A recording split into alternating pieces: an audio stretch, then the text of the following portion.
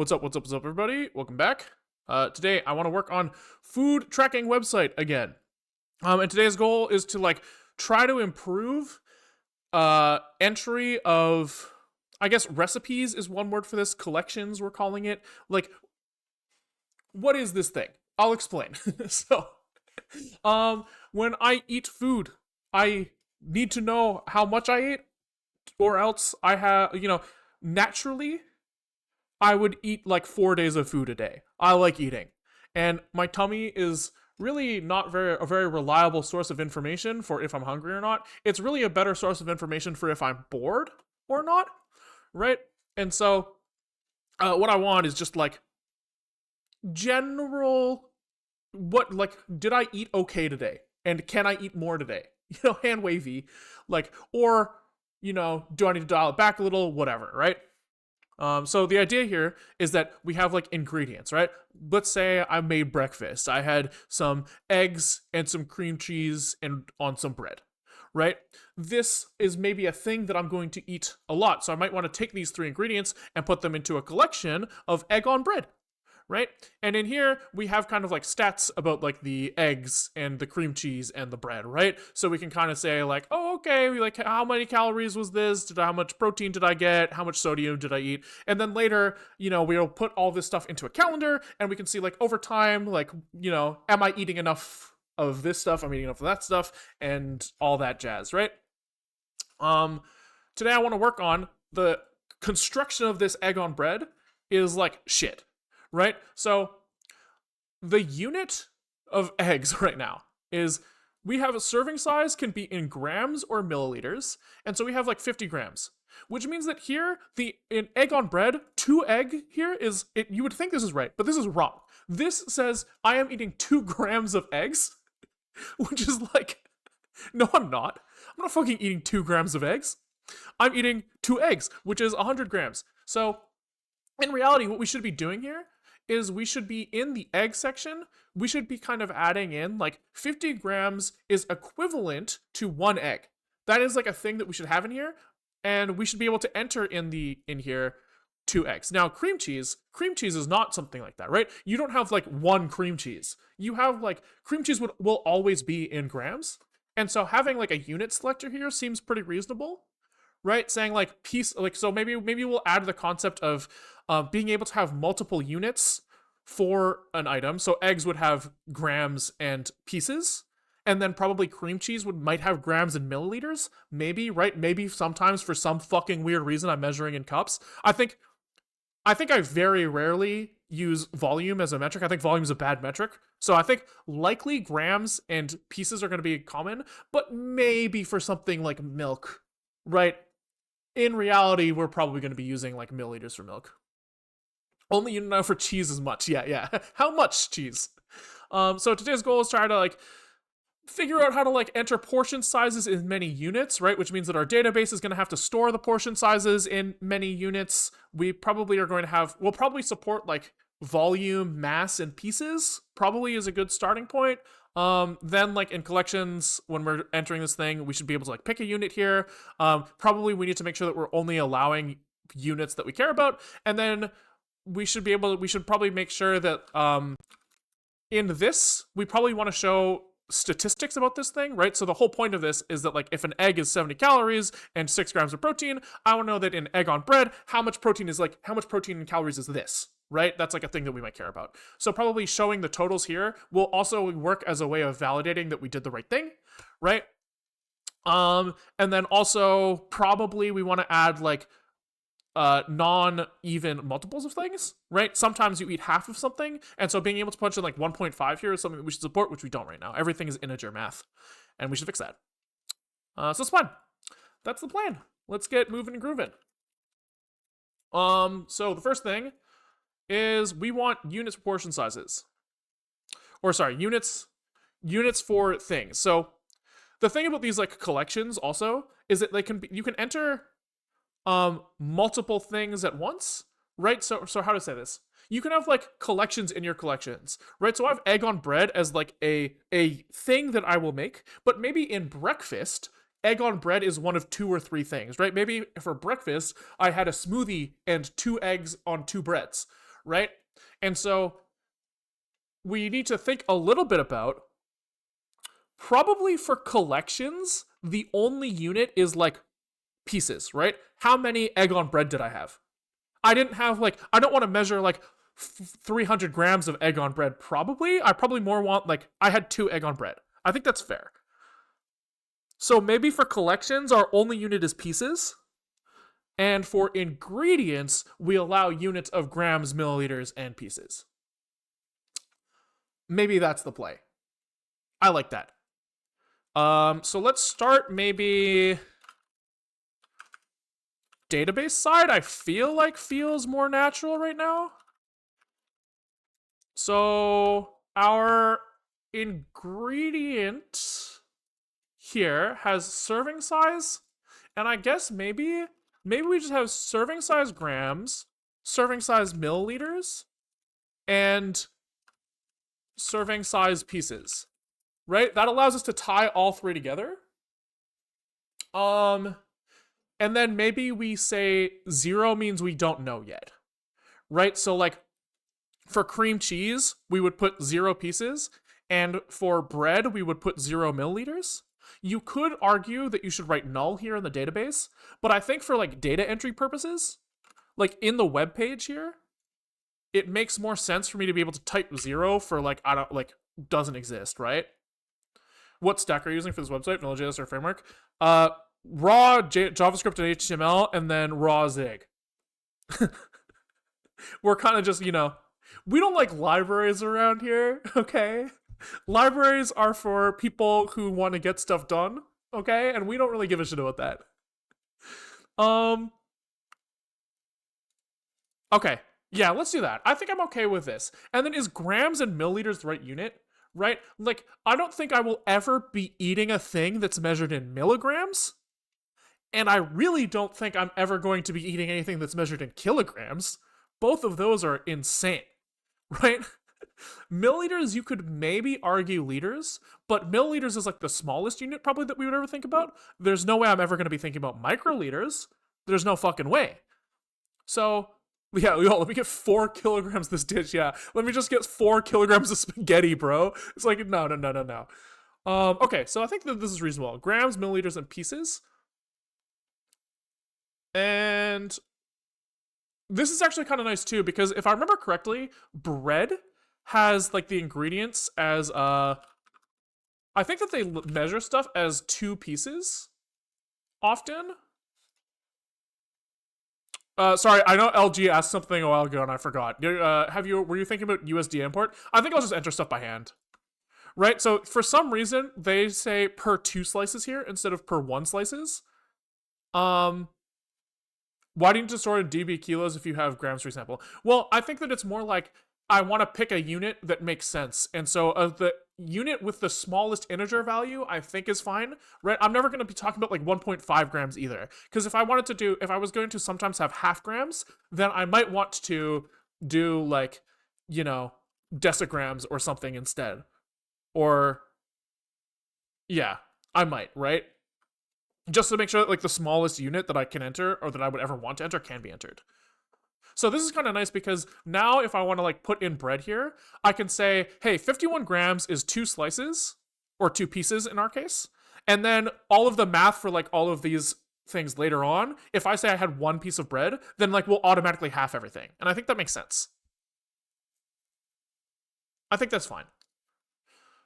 Which actually, looking at this, we would end up with like 1/2 gram of fat. So likely our property values should be in milligrams, which means that maybe our serving size should be in milligrams just to be consistent. That's like a possibility. Except we're probably never doing unit conversions from like weight of bread to weight of protein. We're like that seems unlikely that we're ever doing that. And so probably just keeping the unit that makes sense here makes sense. We can always change it later, but for now, let's say that we're doing grams. I think that's fine. And then was there anything else we wanted to change here? I don't think so, right? Because our collections are always just going to be 1 piece, like 1 unit. Is it? Let's think. So say I make pasta, right? Say I make pasta and I've made like sometimes I'll make enough. Like I'm making pasta sauce by just kind of like hucking some shit in a dish and like cooking it, right? And then I just like kind of like grab a hunk of spaghetti and shove that in the fucking boiling water. So I guess kind of like per meal, I'll have different ratios of ingredients, and maybe I would have like some standard size that I work from, and like half. I'm gonna have like a half serving of spaghetti. Hmm. I guess that means that like spaghetti, because I don't like use recipes, something like egg on bread will be very consistent, right? I think that it's like the variance between how much cream cheese and like spinach or whatever the fuck I put on my eggs will be low, but I guess like which ingredients I put on will be based off what's in the fridge.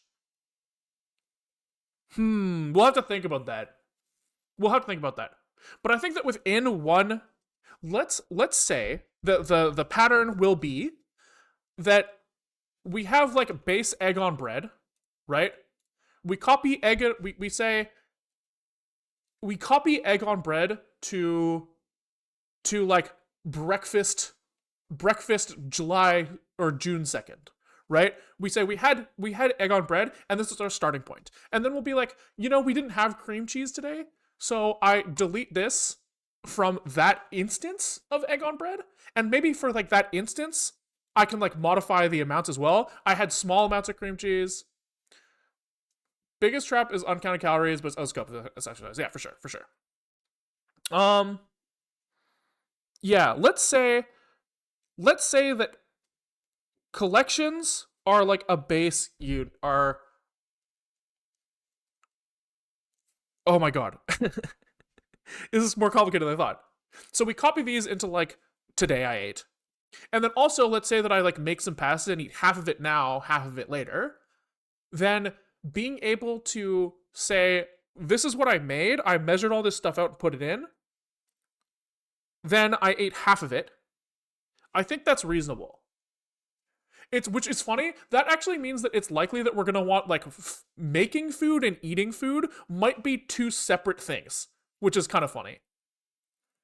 That's kind of funny. Okay, okay, but all of that to say that means that like a collection is kind of like a thing I made, and so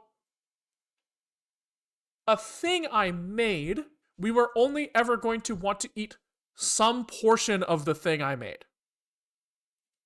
Or for the context of we have a standard thing I make out of some ingredients, then we might want to like double or that or something. So I think all of that to say, are you going to end up tracking all the food you have? I think everything I make. I think that's like the exercise that we're trying to get to the point where that is like convenient. Um yeah. Okay. So I think that all of that is to say that serving size grams, serving size milliliters, serving size pieces for ingredients is reasonable, and collections, they don't need a serving size because the serving size is like one thing I made. I'm okay with that. I'm okay with that. Okay, so now that means that we fucked up our ingredient. So now this thing has serving size grams, serving size milliliters, serving size pieces.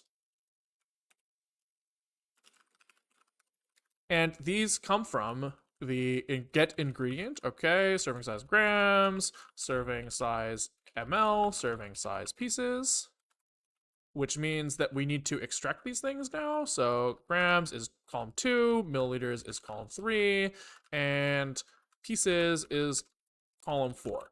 Okay, hype. And then we also do this like batch sometimes. So this guy also needs, when we're getting multiple ingredients, when we're getting many ingredients, do we need this stuff? Maybe we might as well. It's cheap, so if we want to like skim down on how much stuff we're serving at once, or like how much stuff we're fetching, we can always change this later. But for now, we'll say that when we're getting them all, we get them all.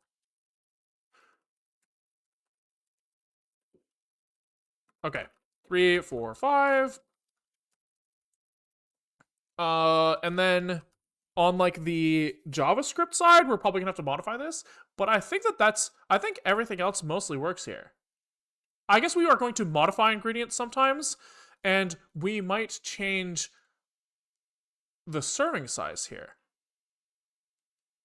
Why is this not a thing that we're allowed to modify? Oh, this is modify ingredient, not modify. Yeah, wait, modify ingredient parameters? Oh, we have serving size in here, and so now we need to change this to like with grams, milliliters, and what was the other thing? Pieces. And then we're gonna want to validate all these things, I guess. Less than 0, I think, is sane here. We can't have negative milliliters or negative pieces. I agree with that. I agree with that.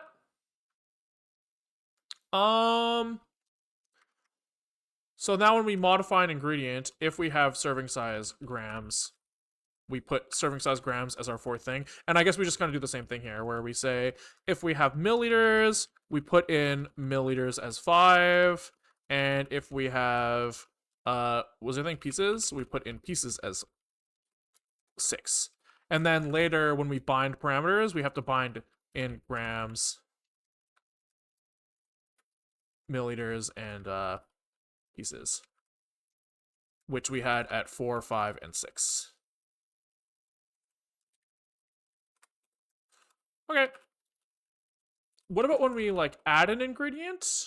I think when we add them, I think we just insert 0 for all of those. So here, we just shove in zeros for everything. Serving size ml, serving size pieces. Okay. And then we just add 2 zeros here to start them at 0. How do you go about exception handling? Do methods return errors all the way up or something?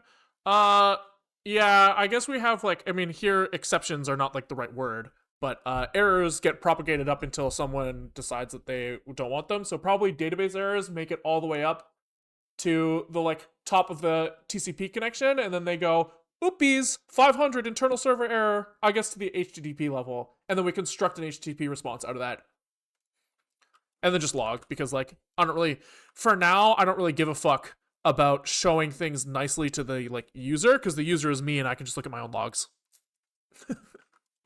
Okay, that's like a maybe that works. I think that we need to remove the database and start from scratch here, because the table format's wrong now. So let's make egg.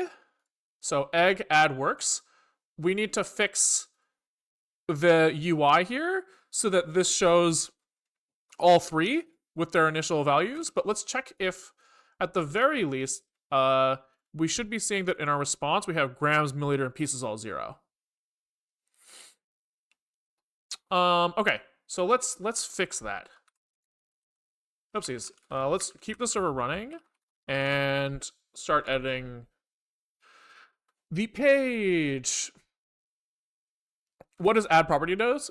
It's like so depending on like what the label says, if I have like a property of like calories and like, you know, protein, whatever, then in here add property like comes from the list of like things that I might care about. Cuz like not every food will have all of them. Right? So this allows us just like only punch in the things we care about. Arguably, you should just show them all, but yeah. Okay. Ingredient HTML. So we have decided now that we are always going to show all units, I think. So we're going to have serving size grams, milliliters, pieces.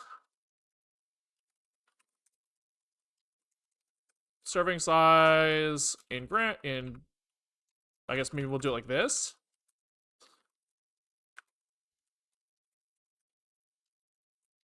You know? Okay, cool.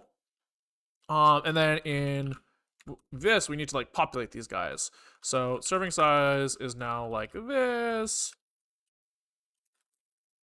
Grams, milliliters, pieces.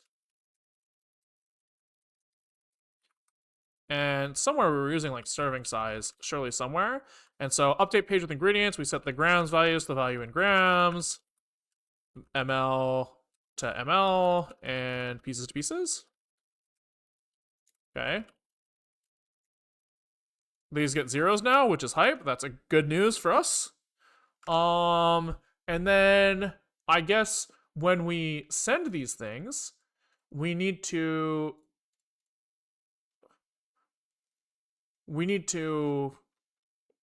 modify things. So I guess this is like on G change, we set G. On ML, we set ML. And on pieces, we set pieces. Wow, that's crazy, dude. We're getting wild out here. So now when I come in here and I change this, why is nothing happening? 3. Like, surely this should be doing something? Maybe something's crashing. Selected index serving unit is null. Yeah, we got rid of that thing, huh? True. Unit doesn't exist anymore because it's kind of implicit. So I put 3 here. This is something's undefined at 57. For get property.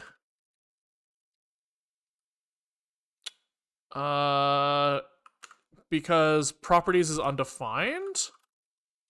Update page with ingredient, properties, add property, properties. Comes from the properties promise. The fuck? What do you mean? This thing is not undefined. We have calories and protein. So then what's he pissed about here when I go like up here? Update page. So this is coming from on input, modify ingredient. So 23. Coming from, oh, this is gone now. And this is also gone. No more units.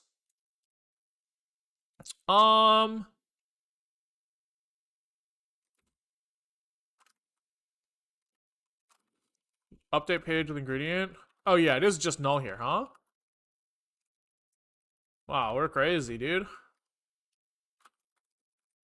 Okay, so everyone who calls modify ingredients need properties, I guess.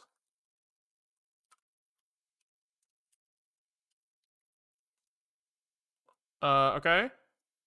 Network. This guy did a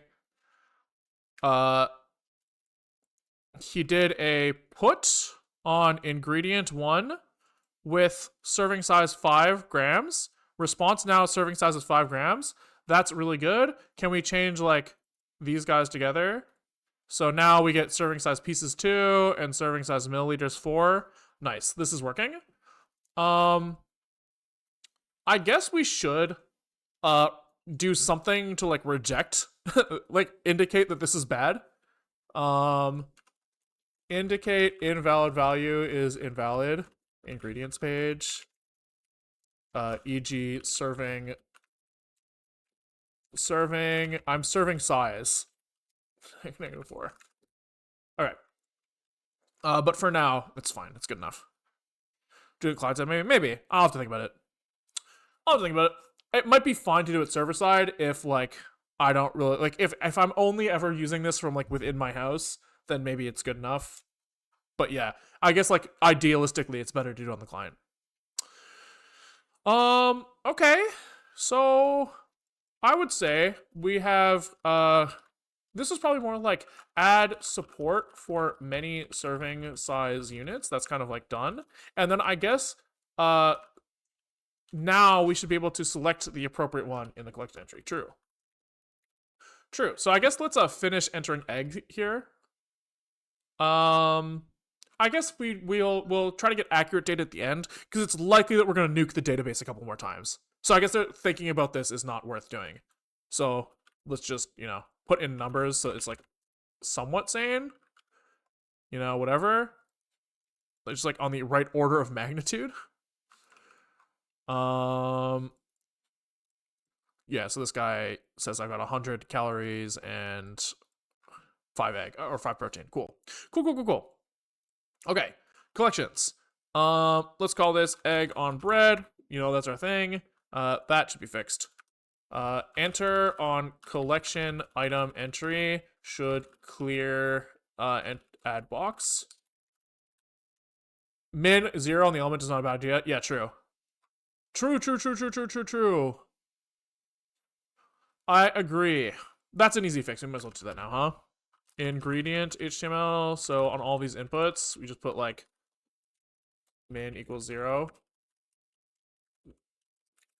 I'm down for that. Nice. We're gonna have to apply that same thing in JavaScript here. So when we create like type number, can we just do like input.min is equal 0? Nice. Simple. Good eye. Are you allowed to enter fractional numbers? Not yet. Maybe in some places we'll allow it, but in some places we'll like handle that probably specially, I assume, but we'll see.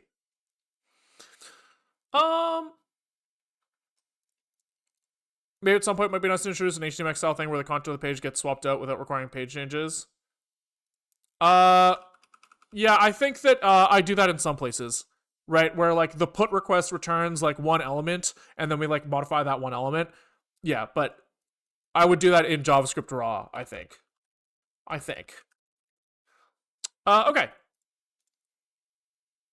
So egg on bread. We add egg. And in here now, we need to add a little unit selector here, I guess. Right? So we probably should do something like check which units are available to us and put them in here, right? So this is in like collection entry. Probably for each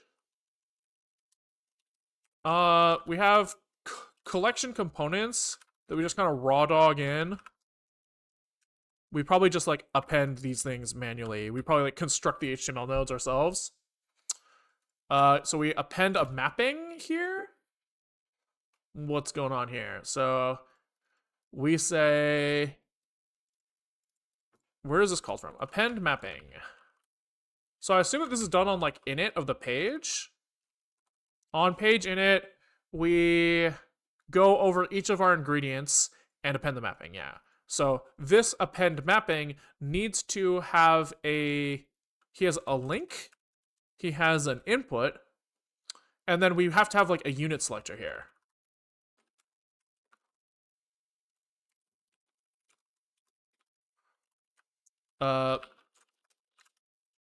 So can we just be like, we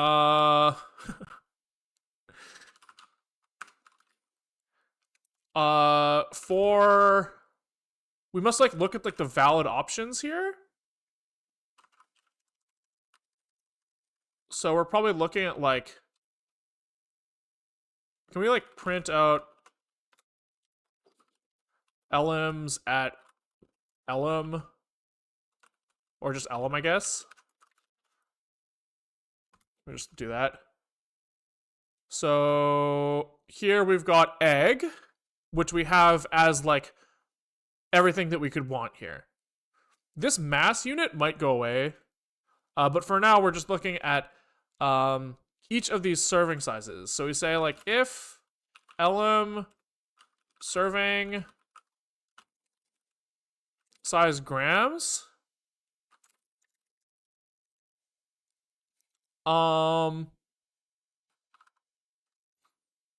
then we add an option. So we say create element option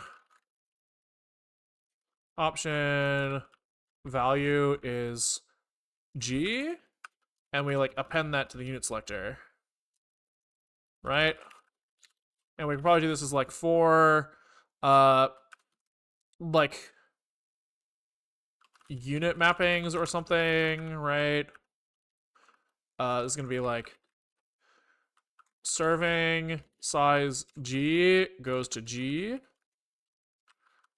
right? ML goes to ML, and pieces goes to pieces, And we probably do something like for unit mapping of unit mappings. We do like if elem unit mapping 0 is not equal to null. Or is it undefined? I think. If it's defined, we do this.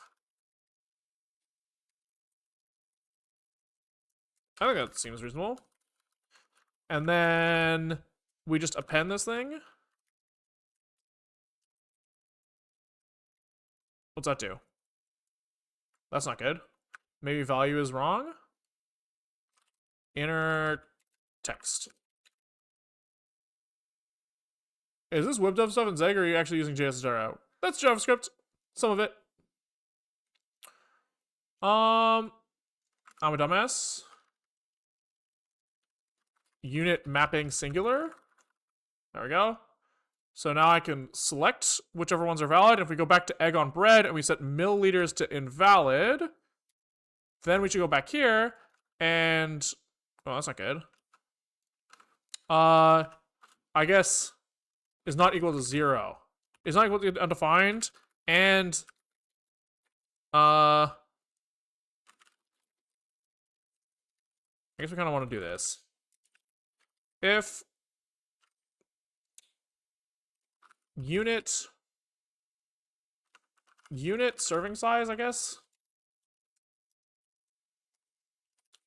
If the serving size is not equal to defined and it's not 0. There we go. So milliliters is no longer in the list. Cool. And then that means that we have to figure out how to define like which one of these things we're modifying now when we enter in here, right? So it means that the collection, like, how is this thing even linked? How is this thing linked? So we get like our collection 1, right? And we have ingredient here.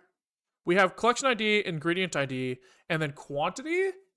So I guess the quantity here has to be like, we need to say which unit our quantity is in, right? Having one mapping is still correct, right? We can only have one mapping of egg to egg on bread, but like in which unit is that mapping is important, I believe. An expanded widget where you only need single click to select the right unit would be nice instead of a drop down menu. You mean like a radio list where you have like, do you mean like you think it would be better if this was like hello, copy, paste? Like you want like grams and ml and like one of these is highlighted type shit?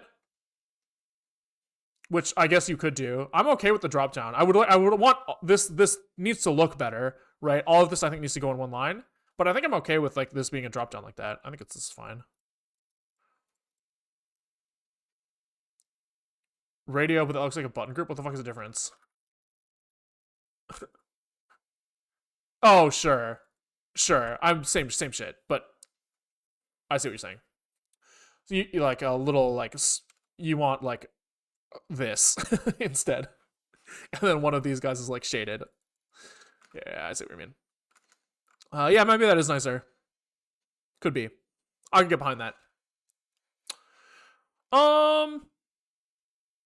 Okay, so let's change it so that the collection to ingredient mapping in the database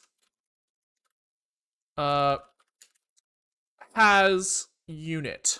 So this is collection ingredients. He's got collection ID, ingredient ID, quantity, and then here we add unit. And then I think we have like unit type somewhere. And this thing should just have pieces like this.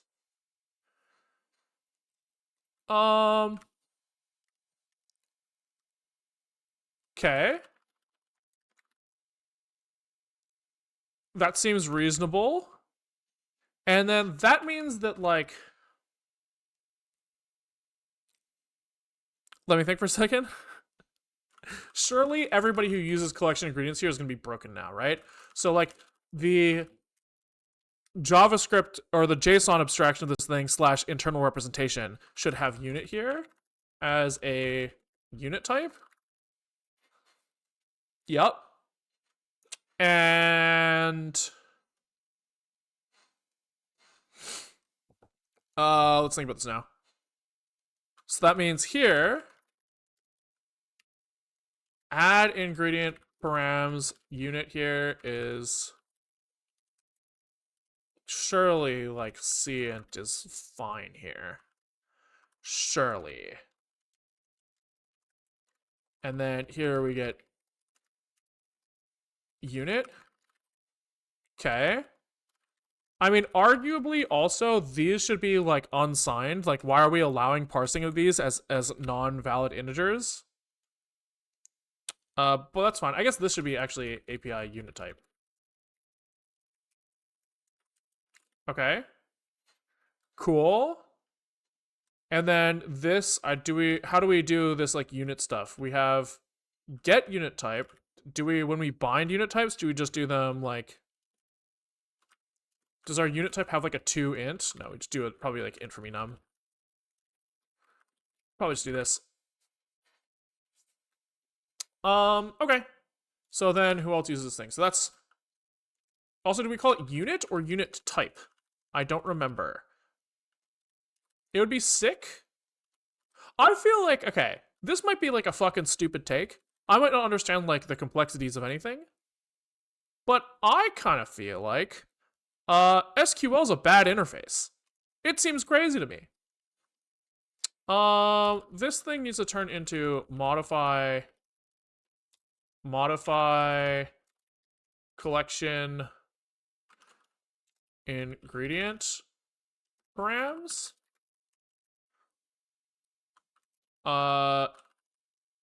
So modify collection ingredient params. So now we're going to say unit here is a API unit type. Not this is we're already in API, so it's just unit type.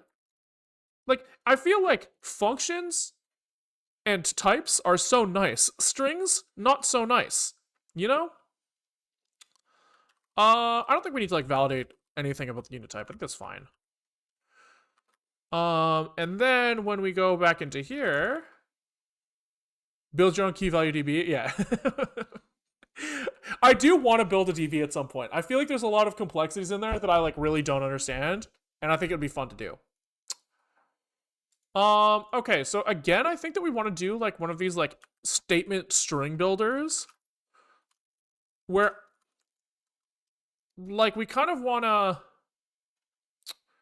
like check if we're changing the unit or not, right?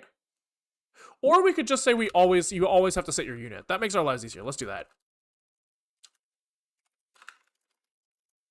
That's yeah. Fuck partial support. You fucking send us everything every time, bitch.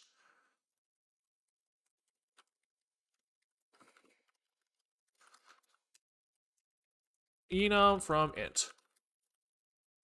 I think that's reasonable. Who else uses this thing? Get collection ingredients. Did we fix this one? Ingredient ID quantity. No. Unit. From collection ingredients where collection ID is 1. Okay? And then that means that we have to get the unit, which was after quantity. And unit is actually, we have like a little helper for this. It's statement get unit type. Wow.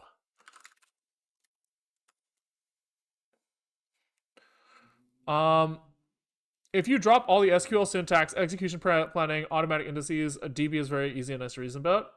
I wonder about like, I feel like you might still want some of that stuff, right? Like, I'm sure execution planning is important, but I don't know. Right, when you start trying to do like extract complex things from the database, I assume having that stuff in database logic somewhere makes sense, right? I just feel like some sort of statement builder instead of a string is what I want. But yeah, there's like lots of stuff I don't understand. Like things like even just like how do you modify things on disk in a way where it's like cheap? Right? I assume like the way you store stuff on disk is very important. I maybe people just use B trees everywhere, right? But like, disk fragmentation probably becomes important. Like even things like store where you store on the platter like probably becomes important at some level. Like there's like just a lot of stuff to think about, which is kind of fun. Okay, did we get them all? Modify collection ingredient, get collection ingredients, add collection ingredient. Simple. This guy, we forgot to return that the unit is params unit here, right? But does he build on that? Almost. Params unit? Yeah, there's no enum from int here. It's already just the right unit. I'm fucking high. No? Oh, yeah, wait, hold on.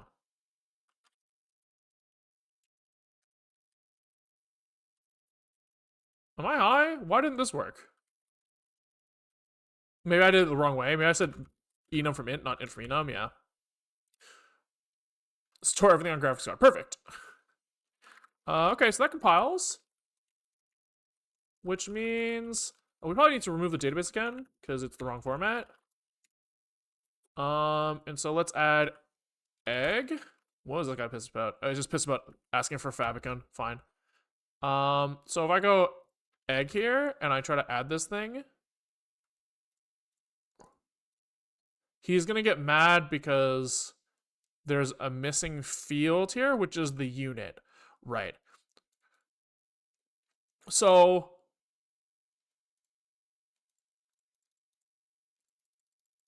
if we have an ingredient here, egg, that has no valid serving sizes, right, because we haven't entered this yet, then maybe this shouldn't show here. Right, because there's no unit that we could set here that's reasonable.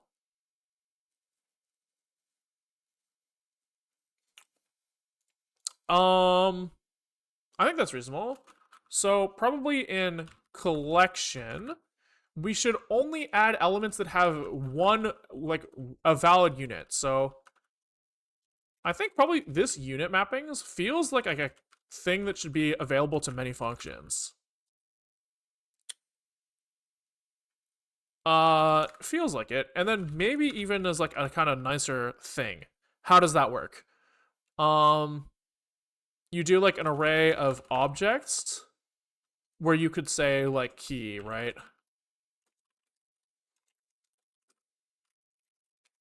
And then you would have like a display. And then I don't know, we'll figure this out later. Okay, so we like if we want to say like is valid ingredient, like can ingredient, like ingredient usable or something. This is like we take in the ingredient and we say like for unit mapping of unit mappings, we check if like unit mapping key ingredient, I guess we want like ingredient unit usable, right? And then this is just that like ingredient with unit is not equal to undefined and ingredient unit is not equal to 0, right? We'll return this, I guess. Right, and then we say like, for each of these mappings, maybe this returns like usable ingredient mappings. A usable ingredient. Yeah. And this returns like an empty list. And then for each one where it's usable. I don't know, man.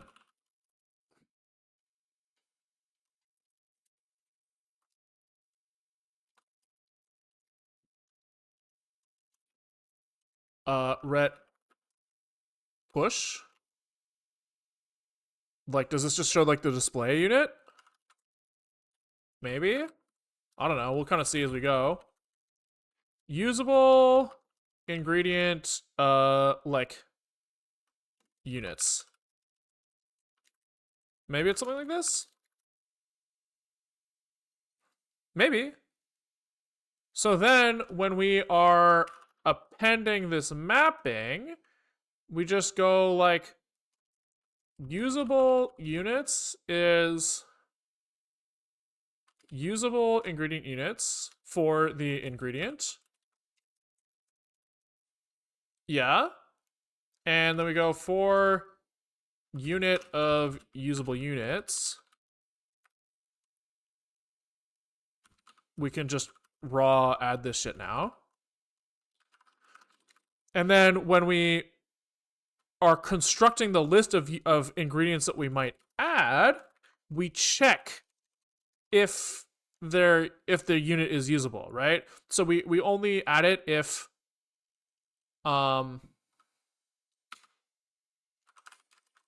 for element of elements, if ingredient unit is usable, usable ingredient units for this element length is greater than 0, not equal 0, then we add this thing. Right? So now we should see no egg in this list. And if we go back to egg and we add 1 gram and we go back here, now eggs show up. Nice. And if we go back to egg and we set it to and we say serving size pieces 1, egg, nice. It's back, baby. Nice. You can add filters in there somewhere. Yeah, probably, huh? Here we now need to set the unit when we add this thing, right? So when we add an ingredient, we must be doing something like add component. These are the ingredients. We call add ingredient here, right? With the selected index. And here, we need to pull the unit out of this thing. So we probably just pick the first valid unit, right? So we probably do like unit usable ingredient units ingredient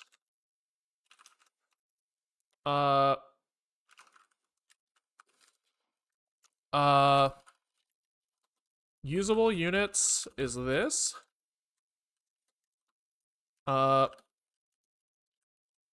If usable units length is equal to 0, throw new error invalid no usable units, which this should not happen really, because like we should have validated this before we put it in the list.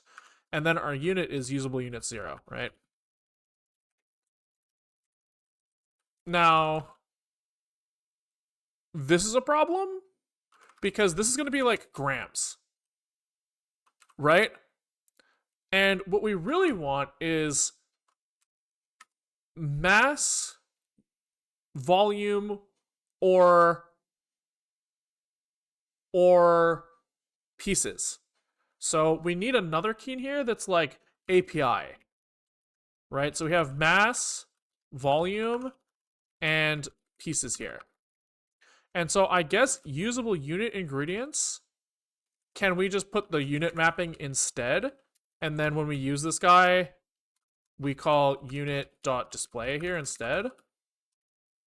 Then when we do this, when we call put here, we can do unit.api.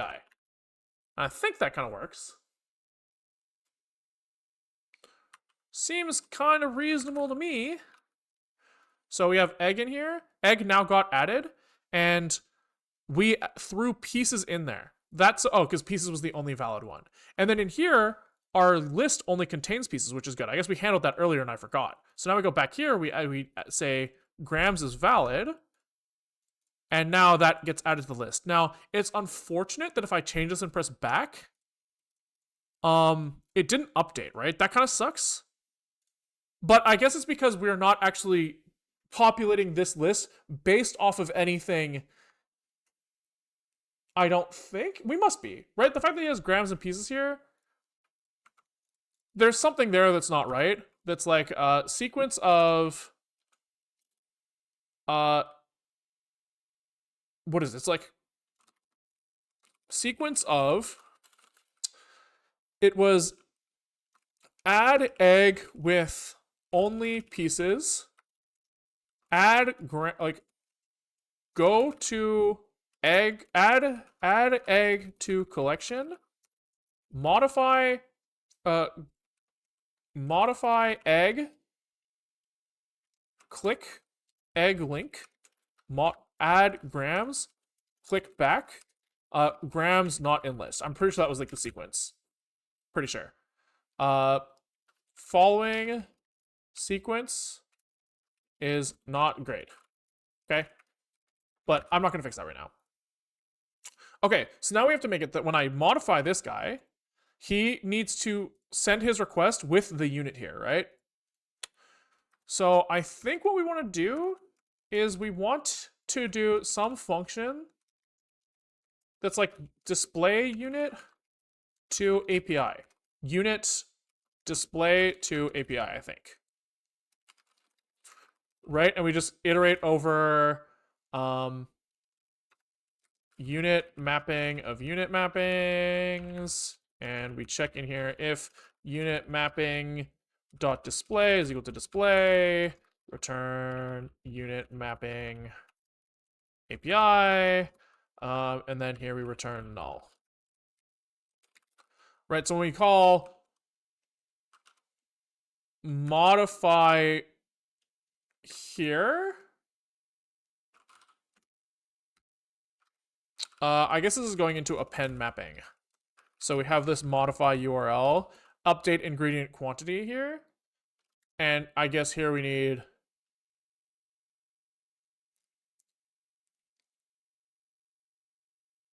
need the unit.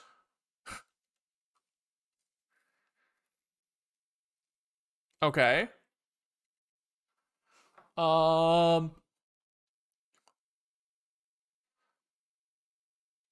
So we need to like extract the sibling unit slider from this guy somehow, right? No, we just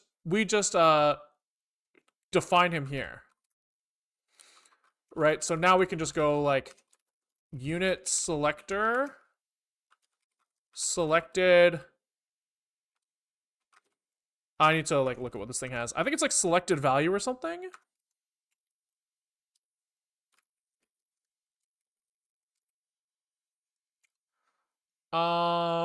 HTML select element.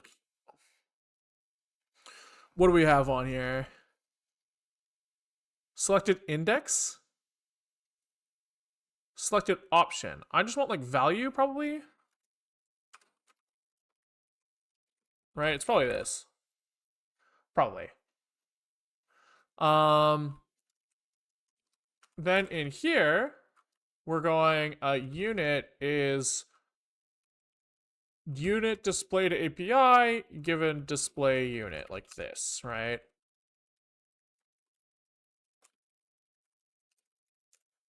I think that makes sense so far, as long as this works. And then we also have to make it so that when we probably like on change of the unit selector, we need to do something, right? Which is going to be like,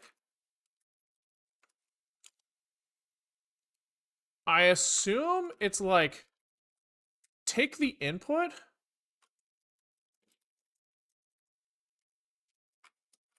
and just set the input value to 0 and don't send anything.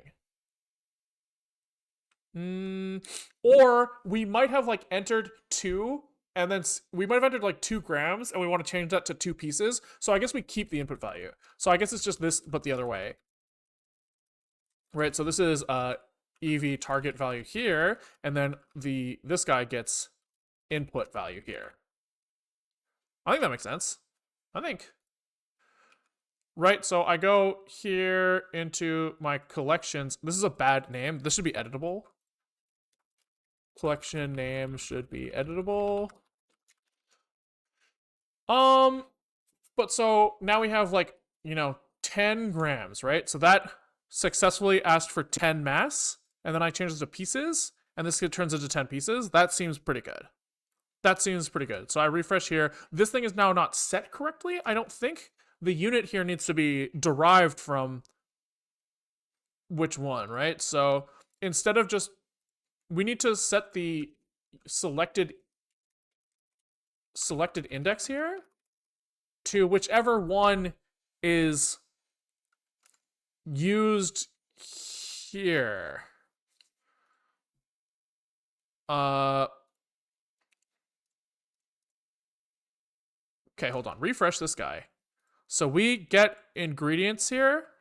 We need to select this based off of the API type.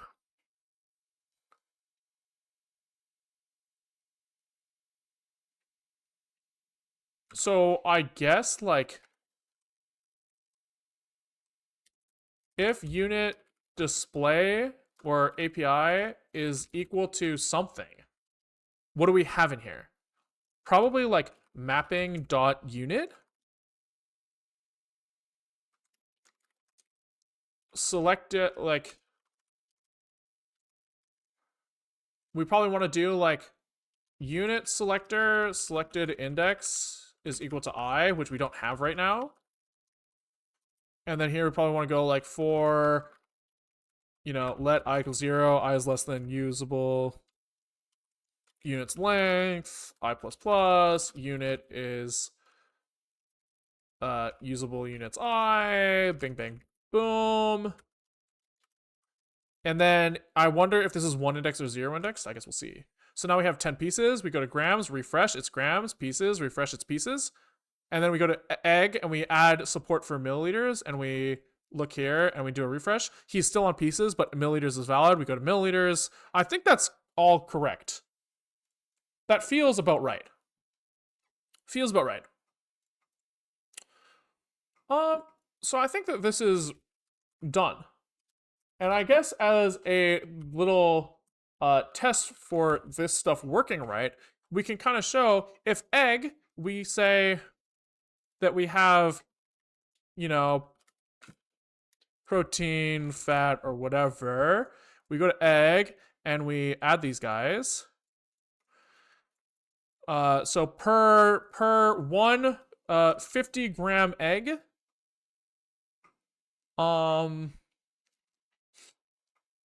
per 1 50 gram egg, no milliliters. Fuck that shit. We need to do something here probably. What happens if we like change the serving size to 0 and a collection already like is using that thing that way? We need to like have like collection could be an invalid state if it references if it references a unit that is no longer valid, right?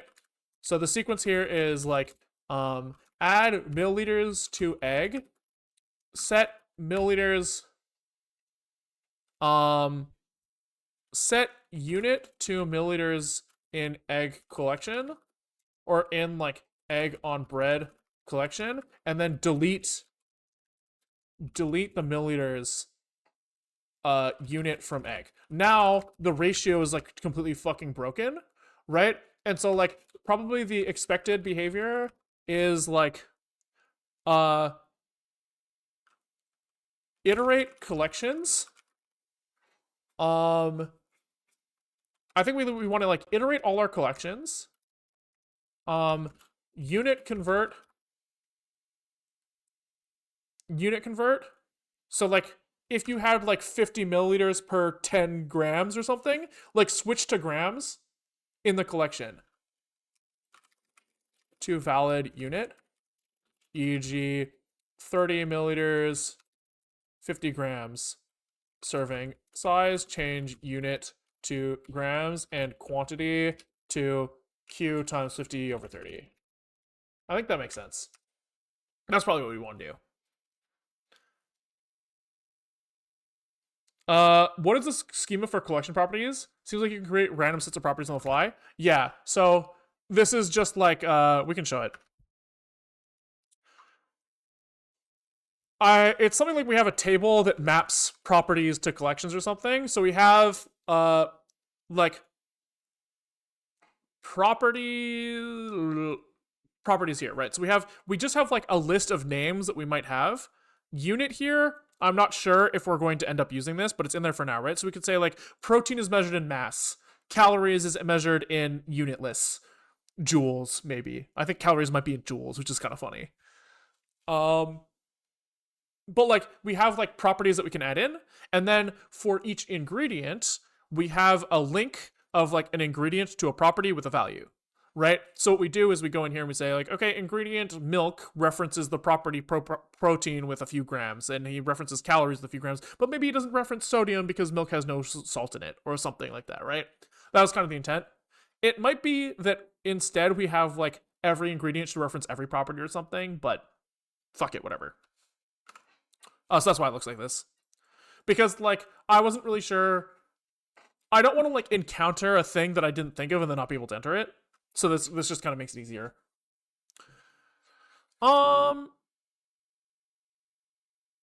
Yeah. Okay. Let's show the totals now though. So if we go to egg, we say he's got per one egg, we're like, I think it's like pretty low. We could look it up. We could get accurate numbers. Egg nutrition label.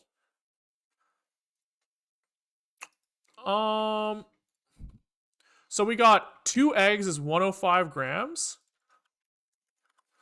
And this thing has got, 160 kcal. That's the unit.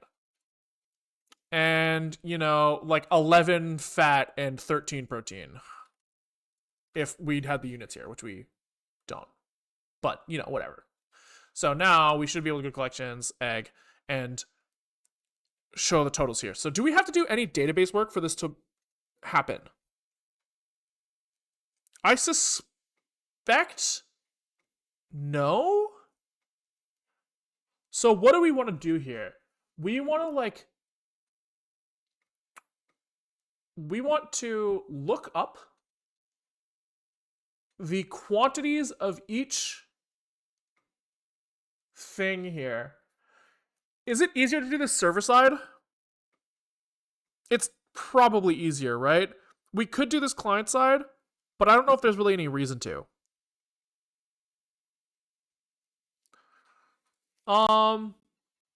If we do it client side, we have to like finagle a bunch of APIs and stuff. I'm kind of okay with just doing it server side. Fuck it. I prefer writing Zig anyways. The less JavaScript I have to write, the happier I am. And in reality, we have to update these numbers anytime anything changes anyways. And this is probably preserving links between objects is easier over here. Yeah, fuck it. Server side, baby. So let's think about this next. What do we want to do here? We have like collection, right? And in here we have a list of ingredients and collections that we reference. What layer do we do like calculation at? I guess SQL layer kind of makes sense, right? Because you can do something that's like sum all elements, like, some quantity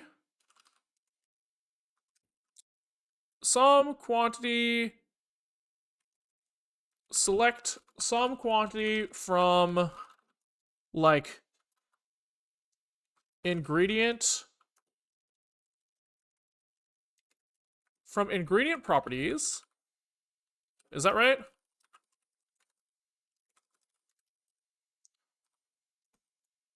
Yeah, you could do something like this. You do like some all of the quantities from ingredient properties where ingredient ID is like in like your list of ingredients, right? So my collection is gonna have like ingredient like 5, 6, 7, and 8, right? And this would just give me like the fucking number immediately, which is kind of nice. That doesn't seem too crazy. And then, as long as our ingredient IDs are fixed as integers, there's like no chance for SQL injection. Can you like bind a set in SQL? Like SQLite bind like I guess you could just do a more advanced query here, right? Like where ingredient ID in select ingredient ID from uh from like collection ingredients where collection ID is equal to my collection ID, right? That seems like something that would kind of work, right? So we get the set of all of the ingredients that we have, and then we sum the quantities. Seems kind of reasonable, right? Right? Seems kind of reasonable. I think that there's like a non-zero chance this works. Probably not exactly as is. This probably has to go in brackets. And I think I want to go into like SQLite browser to try to like flush out the syntax here a little bit.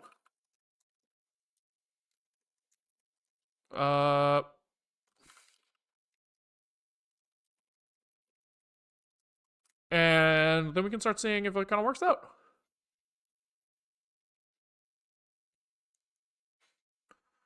Which just means that doing this at the DB layer is like the most reasonable place to do it. I'm pretty sure. Pretty sure if this works. Feed me db. So can we do something like this? I guess we should copy with Vim. And it's going to be like select some quantity from ingredient properties where ingredient ID and select ingredient ID from collection ingredients where collection ID is. Let's look at our collections. 1. No such column quantity. So collection ingredients has collection ID to ingredient ID mappings. Okay. Oh, ingredient properties is probably the wrong one. So it's value here, not quantity. So some value from ingredient properties where this is in that. 184. Oh, and we also want property ID is equal to, whichever property we're interested in, right? So here we want like property 1 is 160, property 2 is 13, and property 3 is something else, right? Now the question is can we get these like row by row? Like, can we do this all in one big SQL statement? You might be able to, right? So if I want like this to be like a table of like property ID here, you know what I mean? Does this do what I want? If I just kind of do this, does it give me everything I want? So this gives me like property ID 1 sum 184, which isn't what I want, right? I want like property ID 1, 2, 3 to like what the sum of each individual property, which feels like it should be doable. It just means that like that I shouldn't be using this where clause anymore, right? There's probably some like fancy join you can do to get this. This, you know what? I haven't really done much SQL since AI came out. This seems like the type of shit that that like the idiot can fucking do for me, right?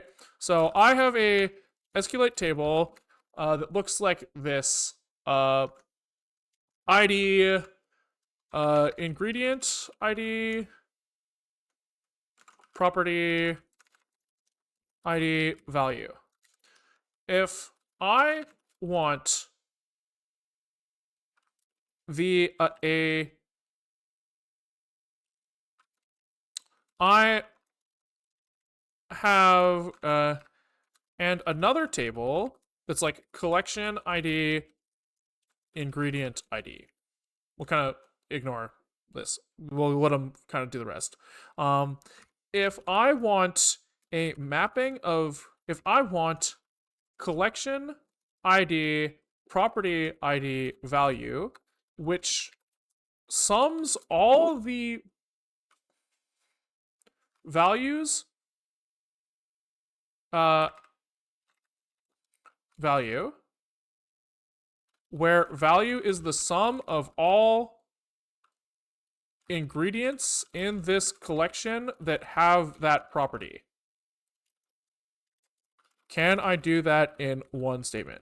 It feels like something that's like you join in a way that duplicates and then group by, I think somebody said, which I think is right.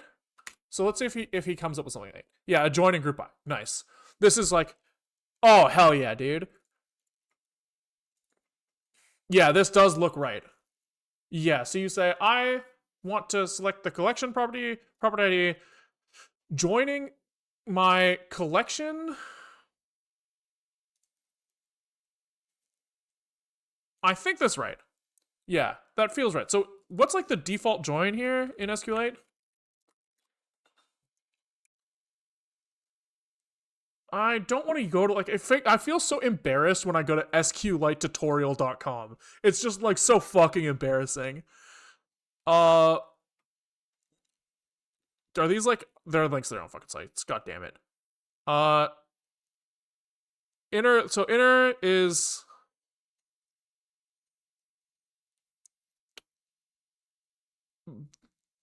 it's like a match everything to everything. Left join nulls out anything on the right that doesn't match. And then cross join is, no, cross join is everything to everything. Then inner join must be the ones where both exist. Matches each row from album table with every row in the arts table based on the condition. If the join condition evaluates true or the columns or rows from both tables are included. Yeah, I'm pretty sure I understand. So nulls, no, this one, no nulls. This one has nulls. And then this one's like, like fucking match everything to everything. Got it. So which one's the default? SQLite default join. Maybe like the idiot's an idiot. That might be. Oh my god. Dude, I want like fucking from the SQLite fucking page itself. Why is it so hard to get to like the fucking original website? SQLite join clause. Dude, come on. Like, surely, why is this not the first one?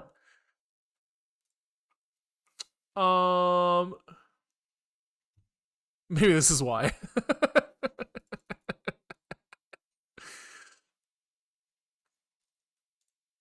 Yeah, I guess this would be why, huh? Because it just doesn't tell me what I want to know.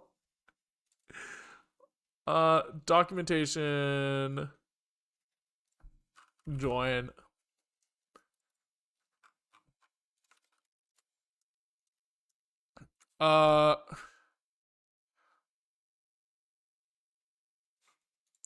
Okay. Sure. So if it's this, blah, blah, blah. Okay, maybe it's not easy to get the information. Okay, but like we can probably infer what this guy was trying to do, right? The dumbass. He was trying to do like left join is fine, inner join is also fine. Right? I guess we're probably trying to do an inner join.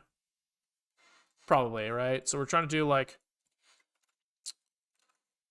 okay, so I guess we're starting with select collection ID, property ID, ingredient ID. Let's start there. So what are our tables? We've got collections, collection ingredients. Okay, so we're trying to take the collection ID from this. The collection ingredients ingredient ID. Oh, I guess this is all just like the default table, right? Yeah, collection. So we're like, give me collection ID, ingredient ID, and value from collection ingredients where collection ID is equal to 1, right? Fuck. No such column value.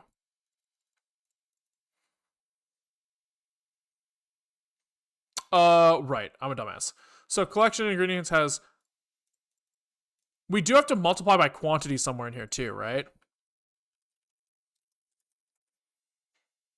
Right. So here we have like 10. Oh, and also unit. This is gonna get complicated, right? Because that means that like the multiplication and sum needs to be like based off of what unit we are and the quantity.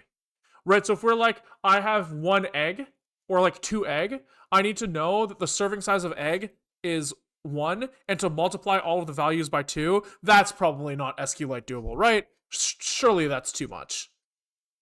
That's gotta be too much. So let's do it in code. That's fine. That's fine. I forgot that like the quantities aren't always just a one-to-one mapping. Adam, thanks for the raid. What's up, you guys? What's up? Hope you guys had fun over there. We are working on a shitty little website. We'll show it to you. Ready and running. I hope you're going. All right, later. Yeah. So we're working on our shitty little website. It's a food tracker. The idea is like, I want to like make sure that I'm eating a sane amount of food in one day. Naturally, it would be way too much. And I don't like my tummy is like he doesn't know what the fuck is going on. So numbers are good, right? Numbers are great. So the idea is that like I have like egg. Egg is a thing that like I Google or like I buy from the grocery store. It says on the package what things are in it, right? So I got like protein, calories, fat. I like punch in the numbers from the label. I have like collections of things where I might have like egg on bread, right? And so like in egg on bread, I have an egg, and I can measure these eggs in like multiple pieces or in weight. Here in this case, like pieces make sense. So I'm like, I have 2 egg with my egg on bread, right? And what we're trying to do now is trying to show like the totals of if we were to take all of our ingredients and sum, like figure out like, well, I had like 2 egg or 1 egg, like how much protein is that, right? Is like a thing that we might want to show here. And so we're just trying to figure out how to do that. Yeah. Hope you guys had fun on Amstream. We're just gonna jump back into it. I think you'd be surprised at what SQL can do. Yes, I'm not saying that it's not doable to do the like multiplication by quantity, but it's just like harder than I think is worth it, right? I think that if I was using some sort of like remote database, it probably becomes worth it. But since SQLite is like all local, I'm pretty sure that when I last looked into this, just like slamming out more queries isn't even really that bad in SQLite because everything's right here. So I think I'm gonna do it that way. I think also probably it will be easier for me to reason about in code than in SQLite. So let's just do it that way. So our collection, this guy is going to have like properties, I guess.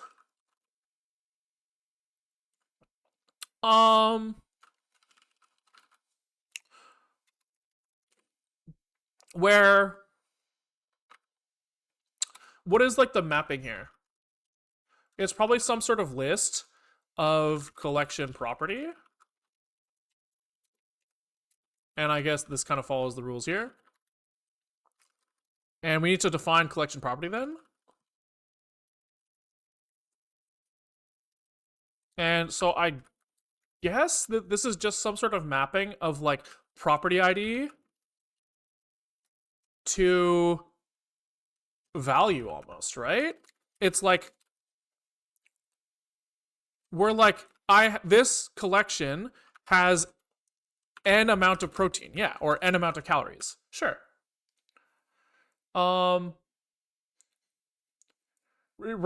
doing a loop of ingredients that just looks up every time would be easier for sure. Writing the SQL query would be a lot. Yeah, I think that I would be fine with it if it wasn't for the fact that the collection that each ingredient has multiple valid units, right? So because of the fact that I can choose whether or not I'm measuring eggs in grams or pieces, I think that just makes things a lot more complicated.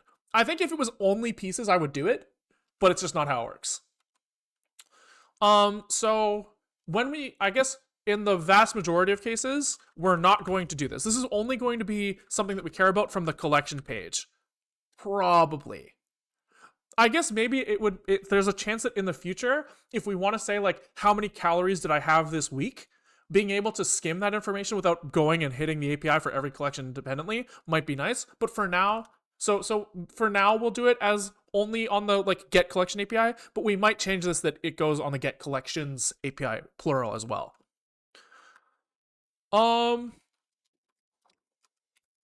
So surely this is just like, yo, get collection properties here for this ID with this allocator, that's hype, and in here we have, oh my god, my spacebar is broken, which makes it hard to jump to definitions sometimes. And here we're just gonna be like, get collection properties. So we have our collection ID, we have our allocator, and we have our list of things we want to return. Collection properties. And what are we gonna do? Did I close SQLite browser? I'd love to leave that open, actually, so we can look at the database. Is that not in this window? It's this window. Okay. No, not new database. Let's, take a look here. So we want to first figure out, I guess, we want a list of units, IDs, and values, right? We want select property ID unit value from some like join, right? So it's probably something like, we get the properties from the collection ingredients.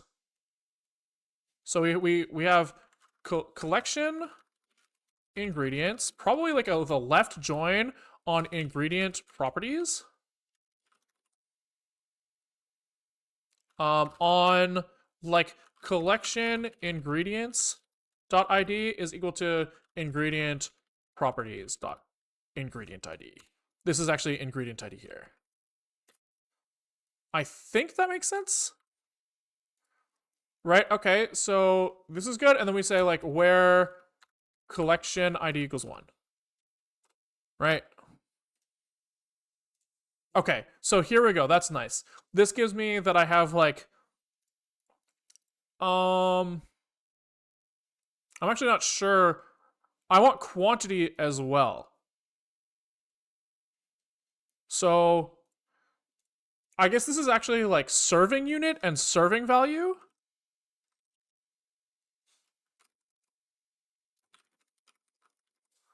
Yeah. So this is the serving unit serving value, and then this is our quantity. No, our unit comes from here, actually. Collection ingredients unit. So here we're saying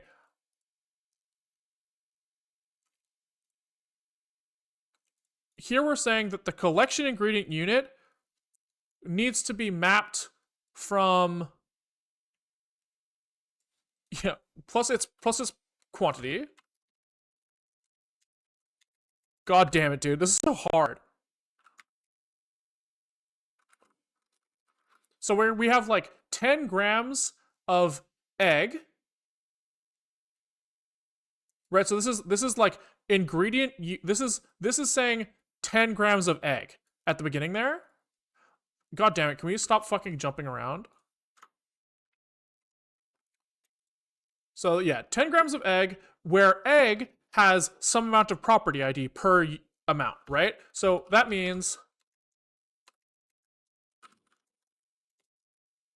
we need ingredient. Okay, so this is like 8 grams of protein, right? 8 grams of protein is in 1 serving of ingredient. So we need like ingredients dot serving size grams, ingredients serving size milliliters, and ingredients serving size pieces, right? So we're like, hey, we don't know what unit we're in yet, right? We don't know what unit we're in, but we know that we have like this much of that unit. And so like we need to say this is how much each of the servings is, and then this is how much of that thing that we care about, which property we want, is in that. I think this is all the information we need, which means that we also need to like left join ingredients on ingredient dot id is equal to collection ingredients dot ingredient id. Okay. Fuck. No such column ingredient. This is pieces plural. Okay, so now we say, hey, property 1, which I think is probably calories, comes from. Can we can we name these things so they're easier for us to reason about? So like collection ingredients units as serving, as like collection serving unit, as collection serving amount. Right? So this is like, now we have 10 grams of thing. So then this is like out of the serving size in grams. So we have like 10 out of 105 in this scenario times the value. Where so value here, we need to be careful about there too. This is like serving amount. Right? There we go. Right? That feels kind of good. Right? So now this feels pretty clear. So we're looking at property ID 1. We got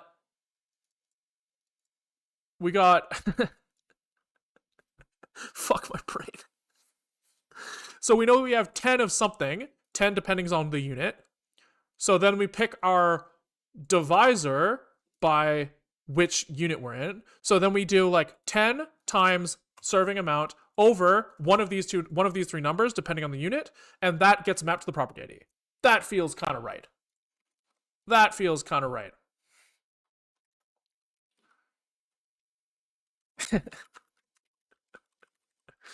Const statement SQL is equal to, you know, just this fucking shit.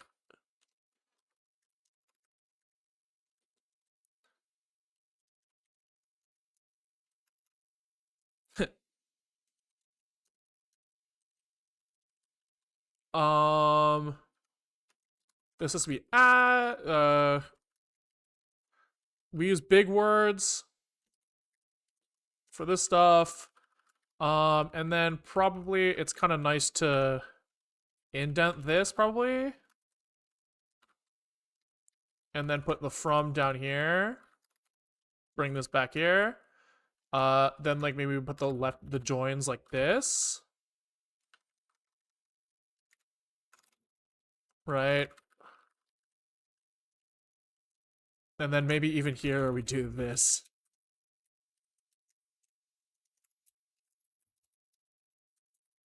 That's like legible, right?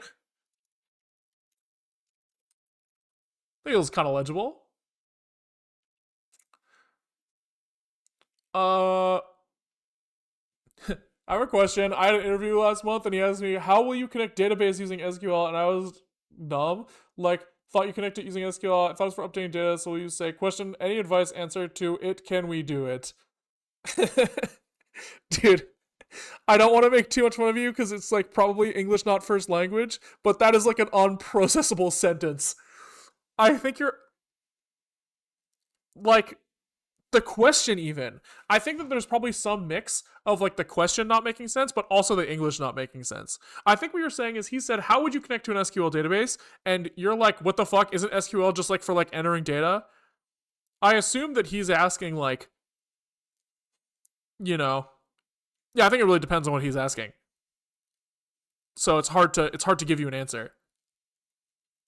But I assume it's something like he's asking like, well, if you're using SQLite, then the database is probably on my file system. It might be in memory. If we're using something that's like on a different server, we might need to like talk over TCP. That's what I would assume. Probably anybody asking that question is asking for something like a little higher level than that. They might be asking for like, oh, well, I've used this library before that like, PostgreSQL has like a C library that I can link to. Even that might be like a little bit too low level for what that guy's asking. You might be asking like, oh, I've used this ORM before. I think all ORMs are like lies.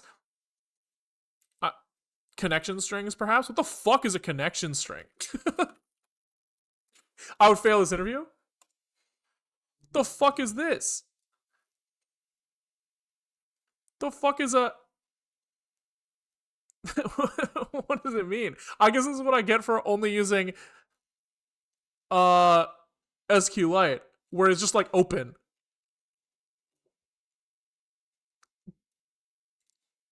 Dude, what the fuck?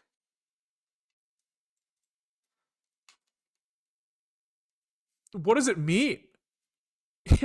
It's just the URI. A URI makes sense to me. Whatever the fuck this means, I have no idea what the fuck this is. I guess this is like you're talking to a SQL server that talks to other SQL servers and you're asking him to talk to something or something. I don't know.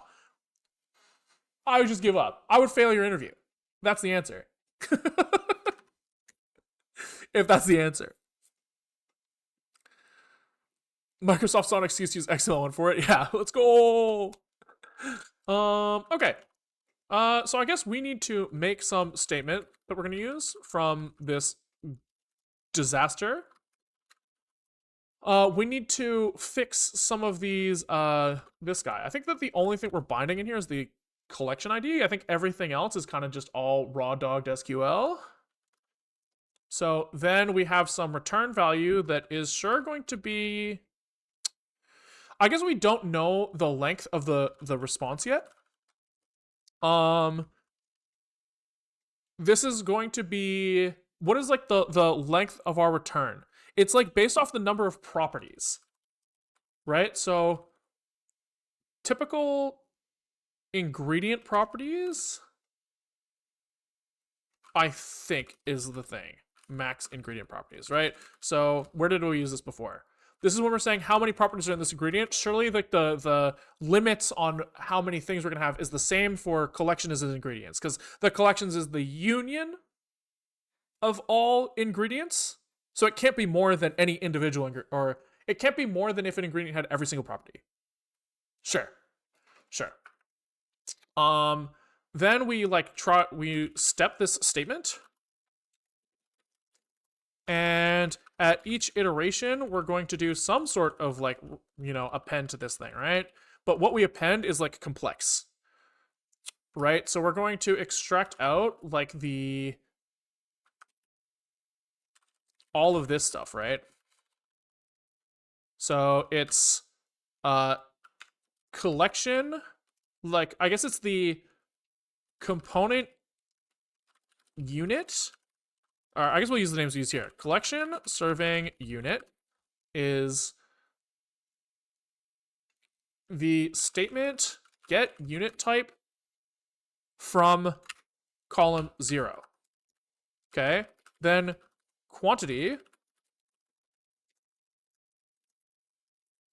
is get I64 from column 1. Okay. Then we have the ingredient serving size grams is 2 ml pieces 3/4. Okay. And then this is the property serving amount. Wait, did I forget? I was off by 1. All of these are off by 1. 1, 2, 3, 4, 5. Okay. I guess technically we can save these for later. Right? Because we don't need to get these until we know which unit we have. Which, I don't know, maybe that saves us something. It might. So then it's like const property ID is statement get I64 of 0. And I think all of these have to be tried. Yeah. Okay. So I guess we switch on the collection serving unit. And here we get the like divisor. If it is, hello? It's mass volume. If it's mass, then it's this. Volume is this, and pieces is this. Okay. Then we're appending like, this is a collection property that we're returning. And these guys have like property ID is property ID, boom. And value is like the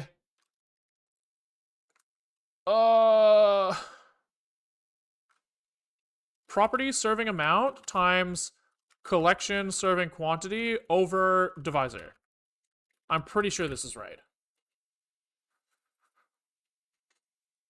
I think this is right. What's he pissed about? Unused local constant. Oh, okay, so properties is properties. And then we forgot a where probably. Because we didn't forget the where, we just didn't bind it. So we have to go statement bind I64 at 1 to collection ID. Okay, is he happy now? Try probably. Think could fail. One of these things is an error union, yeah. So all of these guys need to try on them. Okay. Then you can't divide I64s because, you know, they're not perfect. So let's do a div trunk. That's fine by me. Okay, so that compiles, which is kind of sick. And now that means that we should probably get some mappings of, I mean, I think nothing else needs to be done here for us to for it to show up in the web UI. Or not in the web UI, in like the network browser. I think that we can just run this shit and we should see if it's correct. So if we just go to egg on bread here and we look at like the network. So here we should see that we have properties on this guy. 1, 2, 3, 86, 5, which I think that's actually right. So if we go to egg has 160 calories per 2 pieces, right? So we're seeing 80, which is good, right? Because we have 1 egg. That's hype. So if I change this to 2 egg now and then refresh, this is now going to say 160. And if I say 3, it should say 240. Okay, that's really good. That's really good. So that means that the math here is right. And if I change to 3 grams, it should be like essentially 0, right? Yeah, 4, right? Because it's grams is way different. Okay, so that's good. And then now say that we have like 2 ingredients. Let's say we have like a, you know, let's say we have bread, right? Let's look up bread nutrition info or label maybe. Can we just open this image in new tab? So we've got like 2 slices of bread is 51 grams, right? Where the fuck was bread? Here we go. Just close everything else. So we have, what was it, 51 grams per 2 pieces of bread. And we got 120 calories and protein 5 grams, fat 1 gram.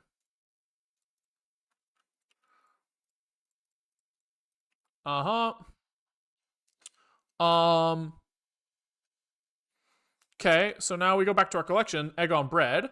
We add bread. And we say, I had, you know, 3 egg on 3 bread. Thank you very much. And so now, hopefully we start saying, oh, that's not good. We want to group by property ID. We forgot to do the group by. We forgot the group by. So where's our SQLite browser? First of all, can I reload this thing? If I just hit play again, can I like maybe we copy this, open database DB. Now hit play on this. No, close. I want to like I want it to like reopen, reparse the data. Hello?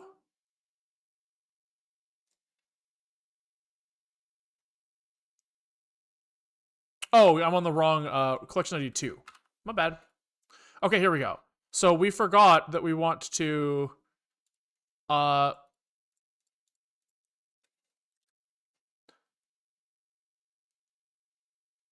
fuck. So do we do sum here? And then like a group by somewhere?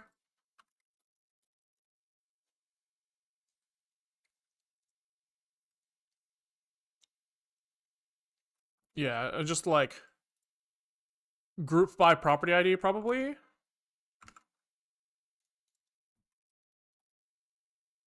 Is it?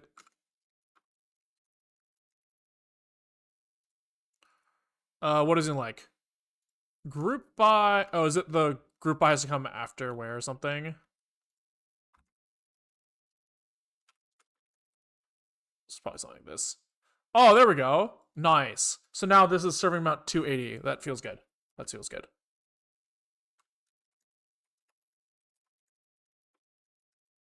Okay. Let's try it again. Y'all are so pissed at me getting I before E wrong. Chill out. Okay, he's mad. He's like group by I use an underscore like a fucking dumbass. Fine. You want to be like that? I'll put a fucking space like you want. I'll fucking use your syntax, bitch.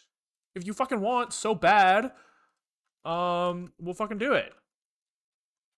Okay, so now we have 3 properties again, and the calorie value is 240 here. So if I drop down to 0 pieces of bread, refresh, we should have 240. Oh, that's not good. 1, refresh. Yeah, that's not good. So if I drop this to 0, maybe it's because bread I didn't finish entering. No, bread definitely has 120 calories there. Yeah, so everything's 0 here, even though, oh, maybe because 1 bread is wrong. If I do like 3 breads here, does that work better? No. What if I, okay, interesting.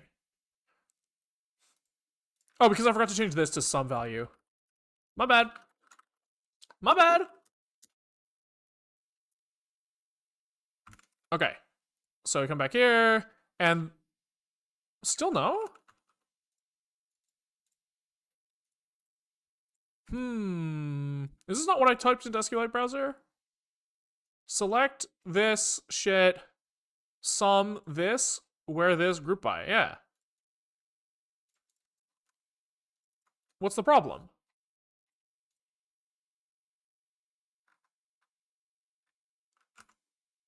Why does it work here but not in there? I think you also got 240 here, 280 here. But yeah, I guess you're right. We should just double check, huh? Okay, so this is 280 now. Can I change this to 1? Which should modify the database, which, does this thing automatically reload? Close database, open database, play.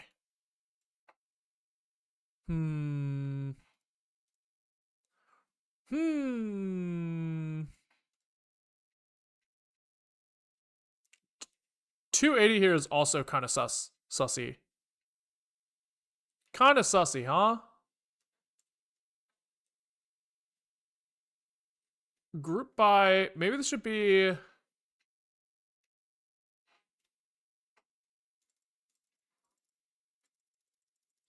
oh, I guess we do want unique things actually here. Maybe I'm a dumbass. Hold on. Maybe there, am I crazy for saying that there should be no group by?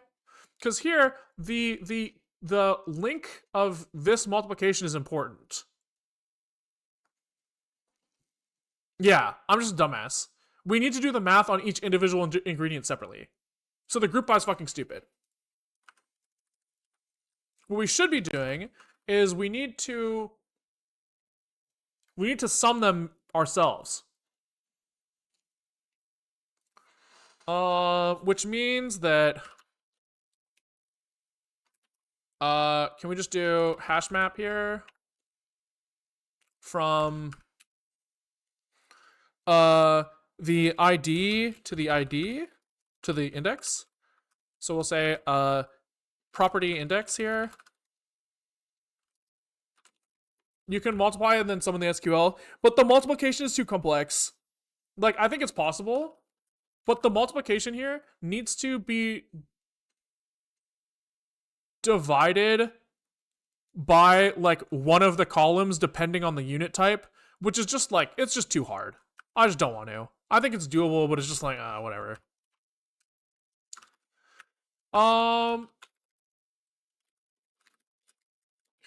So I think this has to be auto hash map actually. And can we just do like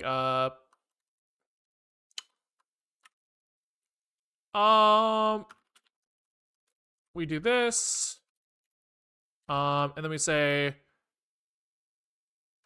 index is property index map get or put. So we go look at this guy.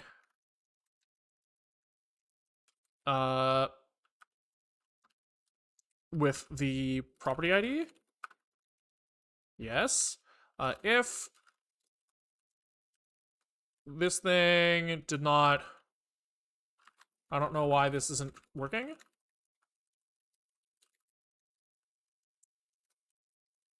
What the fuck? Get or put returns a get or put result, which has found existing. There we go. If it didn't find existing, we say got value pointer is equal to I guess we like append to the return value. Yeah.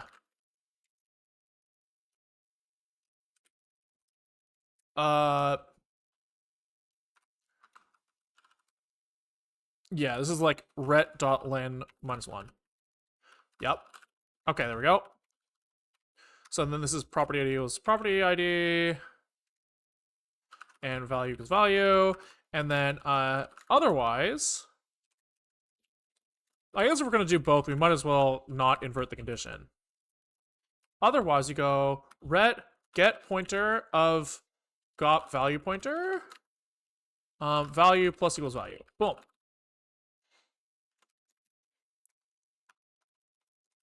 Yeah, I think that does what I want. So we say, do we already have an item in here for this thing? We probably have to defer, clean up this thing, except we're okay with like having where our allocator is leaky allocator, so we just like let this shit go. It would be nice if you know, we could ignore this, but whatever. It's fine. We'll just leak a little memory. It'll get cleaned up later. It's fine. Okay, so now we should be able to go back here and take a little peeksies. So now we have properties 160. So that's 60 calories from one piece of bread, which is half of 120. And then if we add in 2 eggs here, we should add in 160 calories from egg, right? So 220 is 160 plus whatever the fuck, I forget, plus 60. 60 plus 160 is 220. That's right. Then we add 2. This should become 280. 280. Hype. Let's fucking go. Let's fucking go, dude. Cool. So now we just need to show these things, which is easy. That's the easy part. So we should be able to do collection here, and we should be able to just like, maybe we allocate some space in here for, you know, properties. Okay. And then in here, we're just like, properties node is this. And this is a HTML div element. And then I guess update page with ingredients is kind of where this is going. I guess it's not this, actually. It's kind of from collection. I guess this kind of just goes here.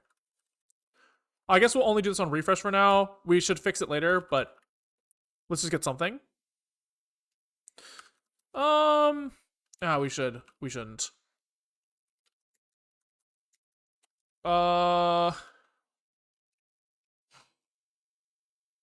Let me think for a sec. So when we call put on like this guy that changes the amount of stuff that we have, we do want this like update immediately, right? We want to say like, okay, we changed the serving size of egg from 2 to 3. That means that we need to refetch.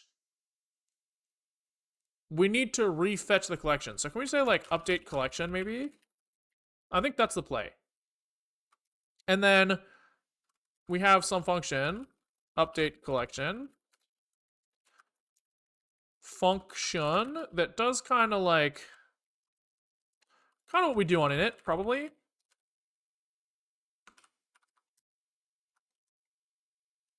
I wonder if this is like basically all of init. That's not really ideal. Not ideal. Fuck it. Fuck it. Okay. Response, collection is, I guess it's just this. Okay, so we got our collection and we say, collection, we say like the properties node. I guess we'll say update properties. That's a better name for this. I guess we create like a new div. No, we just say like, I guess we could like do this as like proper HTML, or we can just do line by line. Yeah, let's do this.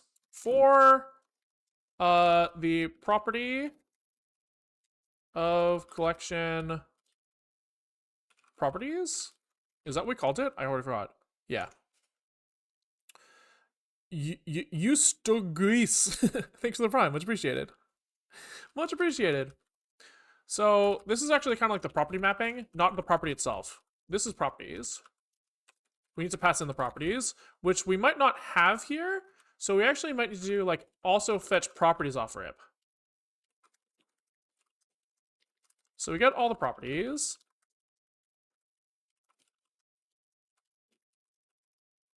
And update properties. Okay, like this. Okay. So the property is from properties. We look at the property mapping ID, which is actually should be get lm by ID of properties and property mapping ID, like this. Okay. Property ID probably? What do we say? Yeah, property ID. So the name is going to be like this. Value is going to be what we just got. So it's property mapping value. All right. And then we are going to like append this to something. So we're probably doing this. Fragment is document get create document fragment. Nice. And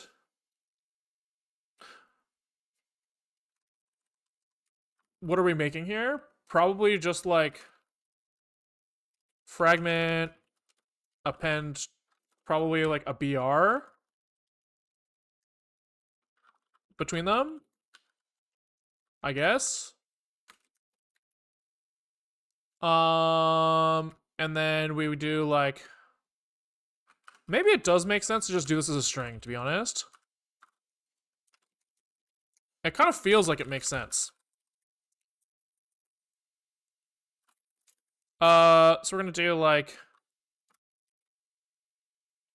Uh,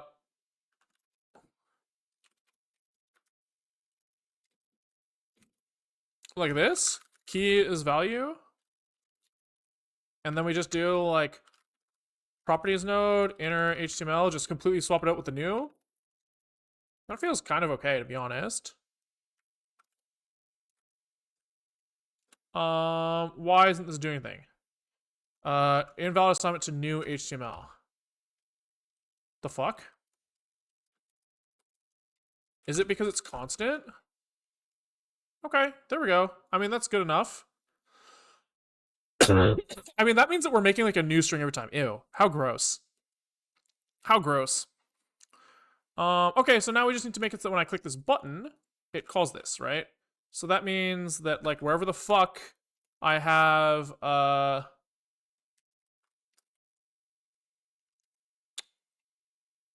I guess on add ingredient it will be 0, so that's fine. It's more that like when we modify the ingredient, which comes like from like here or something, update ingredient quantity, right? Yeah, so input on change we need to call like this, which means that we need properties here, which means that everybody who calls this needs to pass in properties. Okay. Which means that like this needs properties.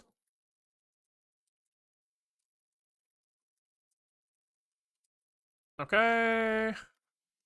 Was that all these guys? Properties. I actually think that that's fine. I guess we'll pass it in. We actually have to handle the fact that we have to like do collections as well. We need to like propagate information from collections as well as from ingredients. But for the most part, this is fine. So now when I click up on this, we're seeing this number change, which is hype, right? Bread goes up by, you know, 60, 60, 60, 60, 60. And then when I go add eggs, it should go up by 80. Yeah, it's kind of nice. Me looking pretty good. I started saying medium because somebody in chat said medium. But, yeah, pretty sick. So this is broken if I make egg on bread, right? This won't work where I say like add a collection. Oh, this doesn't even work anymore. So we broke collections of collections, but otherwise looking pretty good. Maybe put the ingredients, the unit to the right. I think that is the unit type even in there? I'm not sure. I'm not like confident what I want to do with the protein unit here, right? Because like right now, if we go to properties, like we have no way to edit the unit of calories right now, or the unit of protein, the unit of fat. So it like they can't really go here because we don't know what the units are yet. But that is something that we should do later. I agree. Okay, so yeah, I think I'm going to leave the rest as an exercise to the writer, i.e. me, where I need to fix the fact that like the ingredients and collection path used to be a bunch of shared code. I think that it might not be shared anymore, so I need to think about what to do about like adding collections here. But the logic is going to be the same, right? I'm pretty sure that in like the database here, we're just going to have to go through like make another statement that iterates over collections and does the same thing, right? So we have like get collection ingredients here. And what this should do is it just has to iterate over all of its child collections as well, right? So in here, we probably go for like for each collection, each linked collection, you know, get collection ingredients of that collection, right? And then add that to the totals. But that should be pretty straightforward. Sorry, that should be in here in get collection properties, right? So like fix me, iterate all related collections and add two totals. And then like in the UI side, I'm gonna have to make sure that like we have the same propagation of update properties and stuff. But overall, I think that's good progress for today. Pretty close to this thing being like usable. I think just that plus having like a calendar gets us pretty close. So pretty cool, pretty cool. Thanks for watching, guys. If you like what you saw, we stream most days. We aim for like 12:30 to 4 o'clock Pacific time. It is 4:20 now, so anywhere between maybe like 4 hours ago and half an hour ago is when you should typically expect to see us live. Right now, we're working on this, food tracking website, but we're also working on making an Xbox controller from scratch. This guy, let's see if we can show him. Look at this. Wowzers, little Xbox controller. So we're like trying to make a PCB, write the firmware, print the hardware and stuff. So once we finish up this guy, we'll be back on that. There's a lot of other projects kind of like in the YouTube archive. If you want to check those out, they're organized into playlists. There's a YouTube link in the Twitch description. You will notice maybe that most of those videos are kind of like on the order of 2 hours long, not the 4 hours that I said. The reason for that is, some things are easy to like title and thumbnail and like are worth watching. I guess like not worth watching is the wrong words here, but like they kind of like tell like a story, where a lot of other parts of the stream are kind of just like, I'm working on cleaning stuff up. So today we did like a happy hour segment where we wrote a bunch of unit tests for the HTTP server that we made for this guy, right? So we have like an async HTTP server. We tried to get him committed, and it's like submitted to our standard library. And that's like kind of like just unit testing, and it's not really something that's like YouTube algorithm friendly, but something that's still worth doing.